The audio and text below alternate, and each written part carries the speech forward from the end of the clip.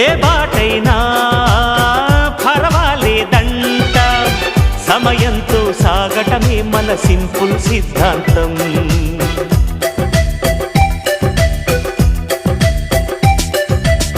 చిరుగాలికి పరిమళమిచ్చే సిరిమల్లెల వనమై ఉందాం, గగనాన్ని నేలను కలిపే హరివిల్లుల వంతెన అవుదాం.